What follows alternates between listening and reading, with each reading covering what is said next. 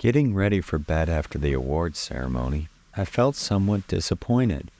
I'm very proud of Dolwa, and I do wonder why it may not have won over the other films nominated. Thinking about it, I notice a consistent trend. My most successful works are the ones where I am in a state of undress at some point. Looking at my body of work, it's weird how consistently the works in which I take some clothing off get recognition. The most viewed and popular episode of Forced PTO is by far Season 2, Episode 2, where I spend lots of time in the pool with my shirt off, including a full montage of me swimming. Also, my second feature film, Water Park in the Winter, has received widespread acclaim from the people who have seen it and had its world premiere at the prestigious Lighthouse International Film Festival. In that film, I play the lead, and I spend a considerable amount of time with my shirt off as well. In that span of time, though, I made a short film called Some Sweet Day, a film I'm very proud of, for the popular local film competition, the Z-Fest Film Festival. I was not in the film at all, and thus didn't take my shirt off, and that got nominated for 0 awards.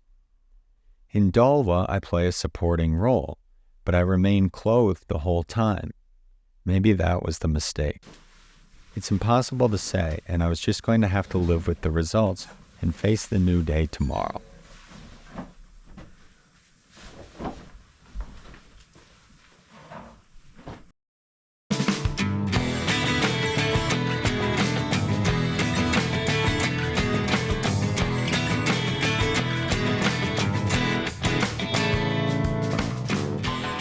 Just because the awards ceremony was over didn't mean the fun had to beat, and Jennifer and I wanted to get an early start on the day.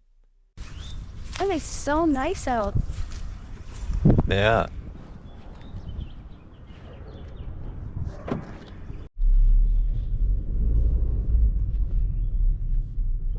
Before we could, though, we had to stop for gas.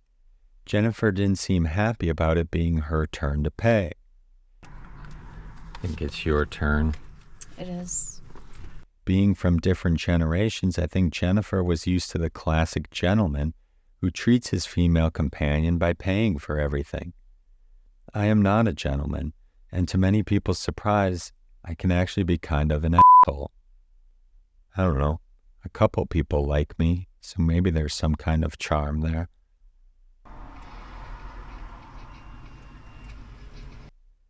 After getting gas, it was time for breakfast. We decided to go to a cafe called Joe K's. It was quite popular and very crowded. Jennifer put her sunglasses on, I think to be cool, but I'm not really sure since there's no sun in the cafe. We waited patiently and eventually got a table. It had been some time since Jennifer and I argued, so we decided it was time for one. You think people have a southern accent? Well, yeah, the waitress has a little bit of a southern accent. The people sitting right behind you in the booth have a southern accent. It's because we're so close to Missouri. Missouri. When we lived on West 19th Street, I was So, probably early 60s. you know, sometimes you're not very observant. And we never had anything. It passed the time until our food came out. I had an omelet and Jennifer had eggs. My dish was very good. Really good. Soon enough, we finished up and were off to our next destination.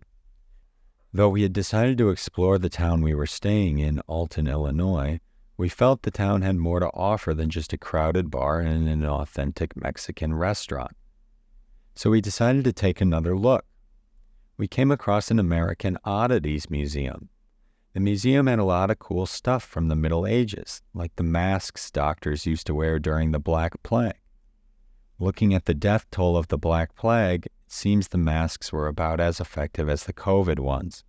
At least these ones look cool. The museum was filled with cool torture stuff. One of the most interesting things was this chastity belt. You would have worn this chastity belt. It looks rather cumbersome to wear, but, would it not work? There's only like one person I know who would make the effort of trying to push through that. The other things on display were less easy to see the positives of, like the breast ripper and the pear of anguish. If you're unaware, the pear of anguish was a tool inserted into a woman that could then be expanded with a bunch of blades to chop up her insides and genitalia. It was primarily used for women deemed promiscuous. So the government would be having a field day with this generation if it were still in practice today. There was more cool stuff that moved into the supernatural realm, like ventriloquist dummies and Annabelle-type dolls.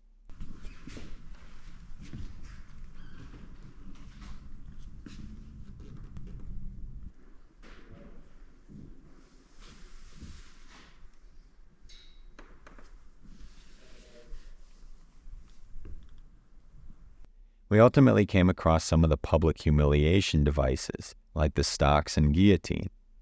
I almost certainly would have been relegated to these things, so I decided to see what they would be like.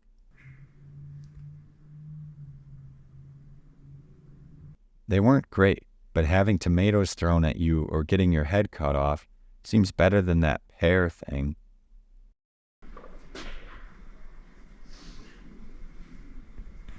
That would definitely be scary.